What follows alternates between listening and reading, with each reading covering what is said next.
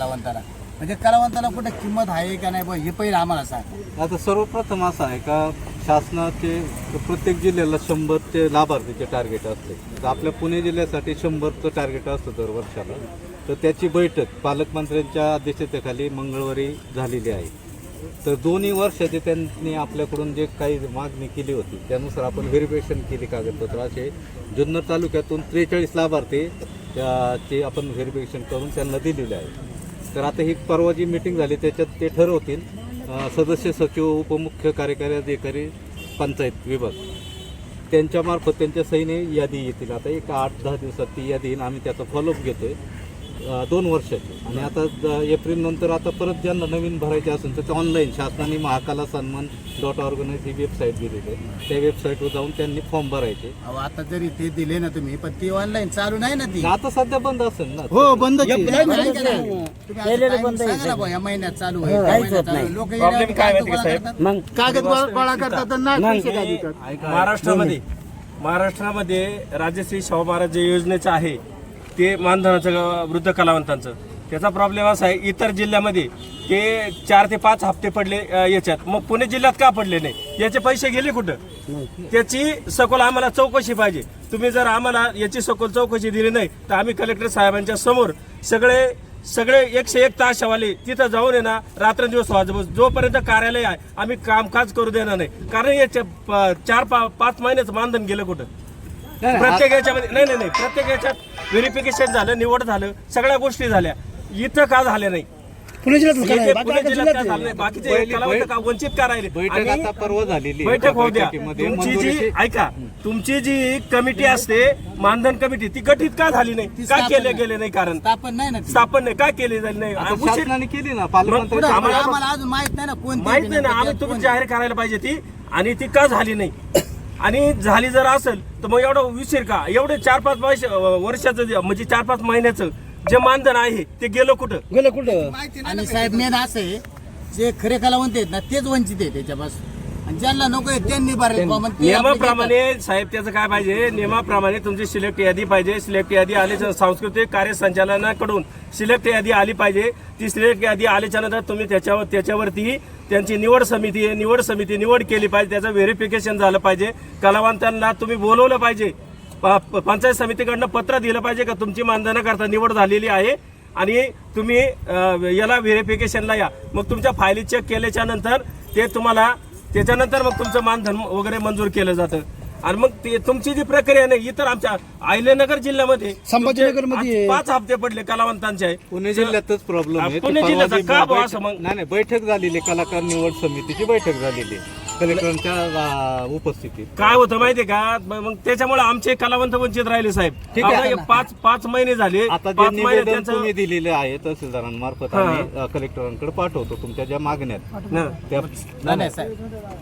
हा पाठवलेत ना त्याचा आम्ही जिल्हा परिषद आणि कलेक्टर कार्यालयाकडे फॉलोअप घेऊन तसेच आमच्या दुसऱ्या पण याच्या व्यतिरिक्त हे तर मेन प्रश्न आहे। दुसरा प्रश्न असा आहे की जे आमचे कलावंत आहे तुमच्या जिल्ह्याला 100 प्रस्ताव देत आहे आमचे जिल्ह्यामध्ये चांगले कलावंत आहे आणि जे कलावंत उत्कृष्ट दर्जाचे कलावंत पण ग्रामीण कलावंत त्यांचा कोणी विचार केला जात नाहीये। त्यांचा विचार केला गेला पाहिजे। आमचे ना समजा तुम्ही जिल्ह्याला 100 प्रस्ताव देते आमचे 500 प्रस्तावची आमची मागणी आहे। कलावंतांना आमच्यावाल्या समजा विमा दिला पाहिजे शासनाने अशा आमच्या ज्या 10-11 मागण्या आहेत त्या आम्ही निवेदनामध्ये म्हटल्या त्या पण तुमच्या प्रशासनाकडे आम्ही सुपूर्द करतो आणि त्या पण मागण्यांचं आमची तुम्ही अंमलबजावणी करावी वरिष्ठ पातळीवरती आणि आम्हाला याचा लाभ भेटलाच पाहिजे। कारण कलावंत जास्त आहेत आणि जे मानधनाचं आहे ते पण कमी सगळ्या गोष्टीचं आमच्या कलावंतांना आता तरी कमी प्रमाणात कलावंत आहे पण इथून पुढे समजा जे आमचे कलेक्टर ऑफिसला जे आम्ही आंदोलन करणार आहे जिल्हाधिकारी कार्यालयाला तर याच्यात ना तुम्हाला कमीत कमी 5 ते 10 हजार कलावंत दिसतील।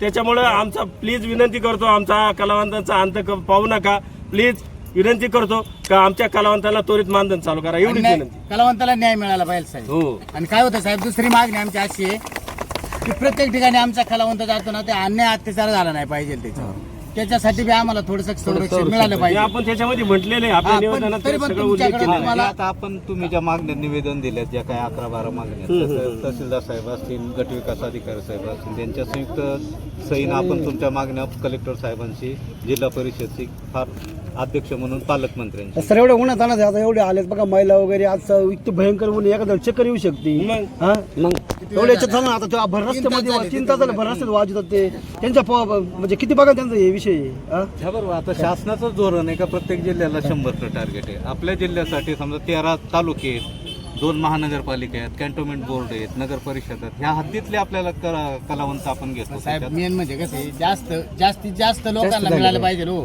100 म्हणजे काय? शासन धोरण बदलावं लागेल. ऐका ना साहेब, तुम्ही म्हणले की 43 आहे, तर 43 हे 2024 ला आहे का 2025 दोन्ही वर्षाचे आहेत ते. दोन्ही वर्षाचे दोन्ही मिळून? वर्षाचे कसे एकत्र असू शकतं सर? दोन्ही कसं हो सर, 200 ऑलरेडी जर 24 ला जर धरलं तर 100 होतात. जुन्नर 25 ला तालुक्यातून 43 लाभार्थी, हा. असे 13 तालुके आहेत. जिल्ह्याला 100चं टार्गेट. जिल्ह्याला 100. 100 म्हणजे दोन्ही वर्षाचे मिळून 43 आहे. 43 एका तालुक्याला 43. एकत्र. आता असे साहेब 13 तालुके, 13 नगर परिषद असतील, कॅन्टोन्मेंट बोर्ड असतील. पण आता ह्या जे आहेत 24-25 ची 26-25 ची मंजूर झालीत का लोक? नाही अजून नाही, बैठक तर झाली, परवाच झाली ना. आता फक्त त्याची शिलेटर यादी नाही येते. केले यादी पण ते फक्त मग कधी होईल बुवा? ते नेमकं आम्हाला बी म्हणजे ठीक आहे, थोडंसं- जिल्हा परिषदची फॉलोअप घेऊन तुम्हाला कळवलं जाईल. हा, म्हणजे बतच आम्हाला तुम्ही सांगा आता ती ऐका ना. यादी मंजुरीची यादी कधी देणार आहेत आम्हाला? हा, असं आणि बरं का साहेब, आमचे जे इथं पदाधिकारी आहेत त्यांना कृपया करून सहकार्य नाही. करा. सहकार्य सहकार्य मिळत नाही अशी यांची भावना आहे. काही लोक आहेत ना, काही तुमच्याकडे पाठवले लोक मध्ये आम्हाला माहिती देत नाही. असं नाही, तुम्ही कधी आले नाही मी नाही, पण आता समजा एखाद्या कला नाही आता इथून पुढे आम्ही इथून पुढे येणार महिला नाही. तुम्ही काय कधी हरकत नाही. भेटतो स्वतः याच्यात लक्ष घालून ना तुमच्याकडे येत जाईल. कारण काय होतंय, काही लोकांना ऑनलाईन हा विषय माहित माहिती नाही. हा बरोबर.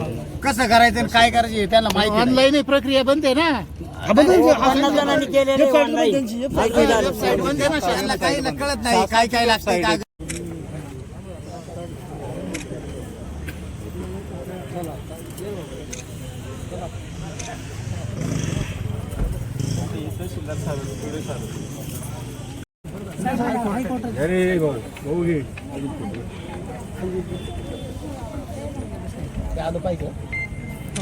मध्ये कुठे घेता? हा घे घे तुम्ही कॅमेरा नंतर घेतो सर. सर घे